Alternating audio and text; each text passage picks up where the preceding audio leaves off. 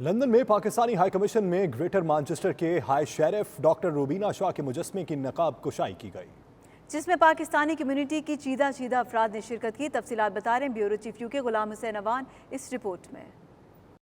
London میں Pakistani high commission میں greater Manchester کی ہائی شیرف ڈاکٹر روبینہ شاہ کے مجسمے کی نقاب کشائی کی گئی، جو ڈاکٹر روبینہ شاہ کی قابل قدر خدمات اور ان کی کامیابیوں کے اعتراف کے طور پر ایک معروف ادارے Non-01 نے تیار کرایا تھا۔ اس موقع پر ڈاکٹر روبینہ شاہ نے کہا کہ اس کے لیے منتخب 25 خواتین میں شامل کیا جانا میرے لیے ایک اعزاز ہے۔ انہوں نے لندن ہائی کمیشن میں مجسمے کی نقاب کشائی پر پاکستانی ہائی کمشنر کا شکریہ ادا کیا۔ اس موقع پر اپنی تقریر میں پاکستان کے ہائی کمشنر نفیس زکریا نے ڈاکٹر روبینہ شاہ کو نوجوانوں کے لیے رول ماڈل قرار دیا اور کہا کہ ڈاکٹر روبینہ شاہ ہائی شیرف کا باوقار عہدہ سنبھالنے والی پہلی مسلمان برٹش پاکستانی تھیں۔ Royal college of general practitioners کی کونسل کے پروفیسر کلیئر گریجا نے اس تقریب میں شرکت کی اور اپنی تقریر میں ڈاکٹر روبینہ شاہ کی خدمات کی تعریف کی۔ کیٹ ہیریسن اور جان ہینٹر نے Non-01 کے کام کے بارے میں پریزنٹیشن دی اور بتایا کہ یہ آرٹسٹوں کا اجتماعی ادارہ ہے۔ انہوں نے معاشرے میں خدمات کی بنیاد پر مجسمہ سازی کے لیے 25 معروف خواتین کے انتخاب کے طریقہ کار کے بارے میں بھی بتایا۔